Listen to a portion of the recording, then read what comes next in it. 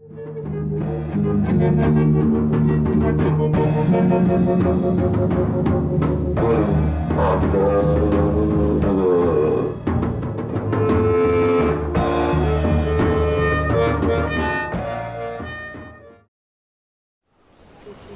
I'm once again so happy to have the chance to ask you some questions. So kind of you to answer a few of my questions about yoga and what the real yoga is about and how one can evolve from the state of the actual being and how one can get out of this cycle of birth and death, which you already explained. It's not about the movements in yoga, obviously. Yes. It's, Yes. Yes. I mean, the thing is that when people get a human body, now the thing is that when they get a human body, they have to do some actions. right. Like human body can't exist without actions. You'll have to do something. You know, once you get up, once you wake up, then you have to do something. So what is it which you can do, which can break you out of the cycle of birth and death? Exactly. So the Sanskrit term for that particular thing which you do with the body is called tapasya. Tapasya. Okay. The closest English equivalent is penance. But it doesn't exactly show the whole thing, but it's the closest English equivalent to that particular term. Now tapasya always in the whole time, like from beginning of creation to right now, was always characterized by three things: praising, bowing and serving. So in short we can call it PBS. So these three things characterized tapasya. So no matter whether it was any being like Hanuman or all these characters in the Vedic stories like Arjun, or whether it's Prahlad, or whether it's Parvati, everyone, even Asuras or Devas, everyone did tapasya. Okay, so whether you're a human or any other kind of entity, that's the only way to get out of a binding situation. Okay, or any kind of, which is like a binding situation. Here is like you are trapped in the cycle of birth and death. That's a binding situation. So that is the way to, and praising, obviously, and bowing. Bowing is a posture. Okay, but that's just one posture, and praising is obviously speech, and serving can be in all kinds of ways using the body. Okay, so these are the three things, and which have nothing to do with the modern so-called yoga, where people are just sitting there and doing different like asanas or different postures or different kind of actions with their body. Right. Yeah. So which doesn't fall under PBS, which so then it does not fall under tapasya. So then that's why it cannot help you in any way, if that is your goal. Okay. So yeah. It's so kind to make this so clear. Yes. Yes. Good. Yes. And then also obviously one needs to have a guru or a teacher to be led out of this, and we have some feedback, actually some corrections in the actions and posture. Yeah. So guru and teacher, it's a different word, so Yes. maybe you can shed some lights on this vocabulary. Okay. What it's, yeah. Now the modern concept of guru is very different from the ancient concept of guru. Okay, so in the modern guru is just like another kind of some person who teaches you something for an hour or two or something. It's not directly connected with your life 24/7, 365.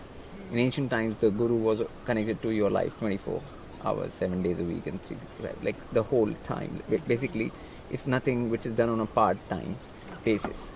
And right now the word guru is like, like even there are investment gurus. Okay, there are different kind of gurus, like anybody who teaches any kind of thing in this world is called a guru now. But guru is not that light a term. It's a much more stronger term, like which only applies to a being which can take you out of the cycle of birth and death. Okay, so for first guru, the being who is taking that position has to have done it themselves, and they should be out of that cycle themselves, or have the ability to get themselves out of that cycle, and then only they can teach anyone how to do that. Okay, so like in ancient time rishis, who were the gurus, they had the power to. They were not stuck in the cycle of birth and death. Okay, so if beings did PBS to them, then they themselves got out of the cycle of birth and death too. So that's how they were their gurus. Okay, and if you can't do PBS to your guru, then it can't be your guru. Okay, and like these days the so-called gurus don't even have any knowledge of anything, and they don't have even nature responding to them in any way, shape or form. So then people just go to them for 1 hour or two, and then they do whatever the rest they want. Like, you know, it's a guru of convenience, and it's nothing to do with anything to do with a real guru disciple relationship or anything to do with any real anything. Because like I have said in one of my writings, that guru disciple is the only relationship in the multiverse. There's no other kind of relationship. That even mother child is a guru disciple relationship, where mother plays the guru to the child. So the thing is that the term guru is a very deep term, which actually relates to someone who is actually taking you out of cycle of birth and death, and is something which you sort of do PBS to all the time.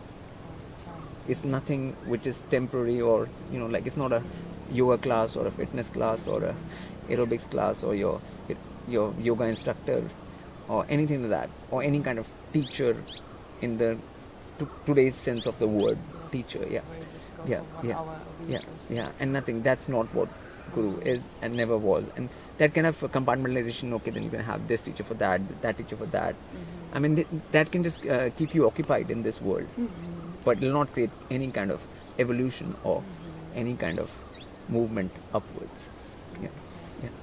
You make this also very clear in your book, which is such a good relief in so many cases. Yes. Like you speak about guru, and also what the word means, like G-U.